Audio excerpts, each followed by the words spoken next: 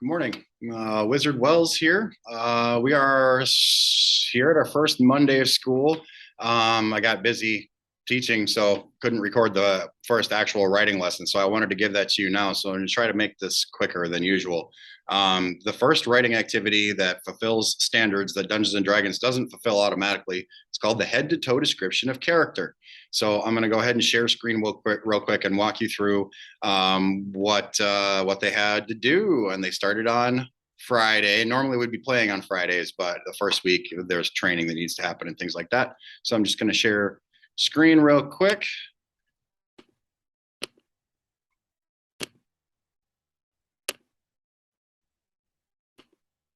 Sharing screen, desktop, share, Google Drive. Okay, so the instructions are here. This is all on the Building Heroes website. For anybody who can find it, it'll get easier as time goes on. So this is the important thing to know is this is a descriptive essay, not a story. They describe their character literally from head to toe. That's the idea. Character map.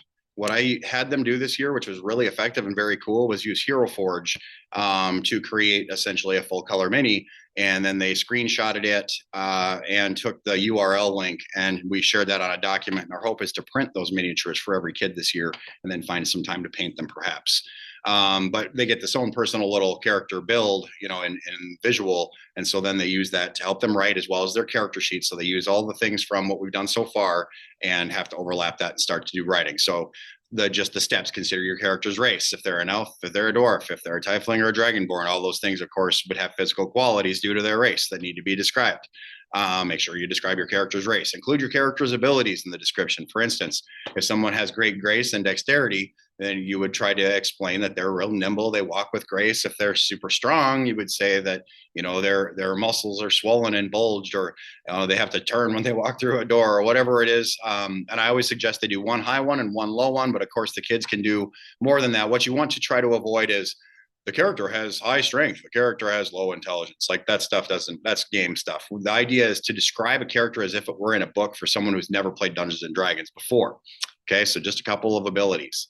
Include something that shows your character's class. Think about what they carry that indicates their class. Fighters wear armor, right? Clerics have holy symbols. Wizards carry spell books, etc. They have to think about what makes that character class that character class.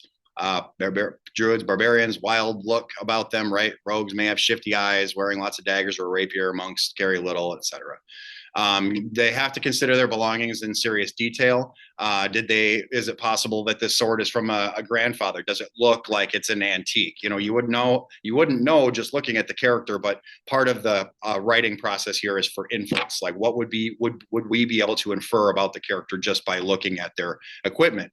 Do any of your items tell a small story by themselves? And then this is really just to get the kids interested in their own character. As an amulet from grandma, or a strange kind of leather that their leather armor might be made out of that they made themselves, or whatever it is. Okay, so their mission is to start at the very top of the character, describe the head, and work the way down to the body: hair, helmet, circlet, tiara, skin tone, etc., the expression they often wear on their face, and then all the way down: shoulders, chest, waist, belt, legs, feet, arms, etc.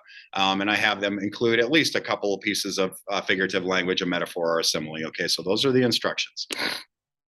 The rubric matches the instructions. Just best practices is always to have your rubric done or be creating it in quick order if you're giving your kids an assignment. They deserve to know how they're being graded.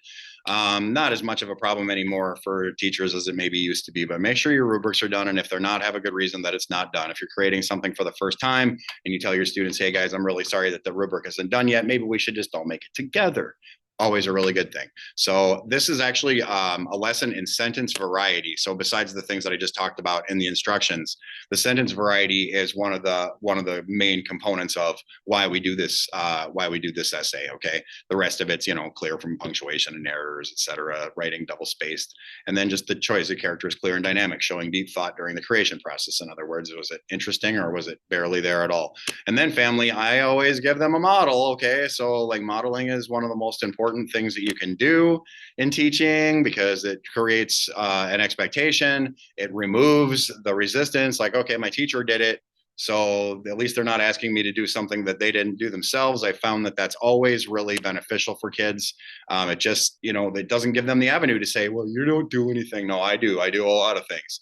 So this color code real quick, just so you know, and I'm not perfect. For an English teacher, I make mistakes. All I can do is try to put things in the front of kids' heads. And so this I see as the fundamental core of being a good writer. And we come back to these things over and over and over again. This being like, the first week of school, for a lot of kiddos, this would be kind of intense. I done this with the most difficult population. I've done this with the best populations. It always helps. It always starts to make things stick. That way it gives them something to reach for and practice with commas and practice with different sentence forms and practice putting, the dependent clauses inside or at the beginning or at the end. So they start to realize what's possible with a sentence. So this is the color coding. And like I said, it's probably not 100% accurate. And that doesn't matter for the kids either. They just need to be practicing making different sentences. Okay. So that's what this is. Zendar Magnalock. I prefer just not to read this to you because it's long, but I would read this with the kids to create expectation. Then I tell them if they're stuck, use my model. Like my model's got good descriptions in it, and you can almost do a sort of a replacement. And it's not about having the greatest idea that there is, right? It's can you take from an idea and write it down with efficacy, which is exactly what Dungeons and Dragons eventually completely teaches them, is how to use your brain and actually make something from your imagination, or in theory, like taking theory and making concrete is one of the things that humans are really good at. But a lot of us need training, right? So here's the model, and the models, guys, so important. So they're Hero Forge Mini. This is the first year that I've done that. And so that would replace this image of Zendar in that particular case. They started this today. No, they started this Friday, approached it with great enthusiasm. They, just got the keystrokes going. Today I said, okay, it's time. I'm not going to talk to you very much at all. I went through the rubric really, really fast, talked about expectation, turned on some music. They all went, and I just cruise around the room and help in any way that I can. I know, it's crazy. What else would I show you? I don't think anything. Yeah, here's the sentence variety lesson, family. I really do this quickly with them because this is that sort of grammar lesson where it's very difficult to keep their attention, but I'll give them this lesson in addition to the instructions of the head to toe description. We go through dependent clause, simple sentence, compound sentence, complex sentence, and compound complex. And we practice a little bit with each one of them. Then when they're done with their head to toe writing, I told them not to worry about doing the color coding initially. Like, that's dumb. Nobody would do that. Write your writing, get into a state of flow, create a description that you're happy with in black and white, and then go back into your own work to see if you can identify sentence variety and make changes where necessary to make more sentence variety. Thus, the color, I'm pretty sure this is called visual grammar. It has something in the vein of visual grammar anyway. But that way, just by looking at the page, the student can at least see that they have various different types of sentences. They won't be right all the time, and that's fine. That's called learning. That's part of the deal. We'll do a really awesome peer activity that we do all the time in my class, writing workshop, where two kids will look at every kid's piece of work before anything actually gets finally graded. And that's super assistive because you have kids that are better writers, kids that are worse writers, but having two different people read your work and you reading two different people's work, what you learn is, hey, maybe that I'm not quite as good of a writer as that person, like their writing's really good, but you'll in fact learn from that kid then that who's a better writer. Or if you're a better writer than the kid that you're grading, then you have a great opportunity to assist them as a peer-to-peer, because we all know that peer-to-peer can be a lot easier than teacher-to-peer sometimes. And then we have conferences about the writing, and then the writing is finalized and then graded. So we have multiple opportunities for kids to succeed at writing projects, and they always really tend to like writing projects in my room. We write a whole bunch in here, and it doesn't take very long for their intellect to start showing through. So I'm kind of curious and excited to see where that takes us this year. That's the head-to-toe description of character. I'll try to maybe put a link into where the website is, where you can find stuff and things, so you can do your own head-to-toe description. And this doesn't even have to be just D&D. You can do a head-to-toe description for any character creation lesson that you have.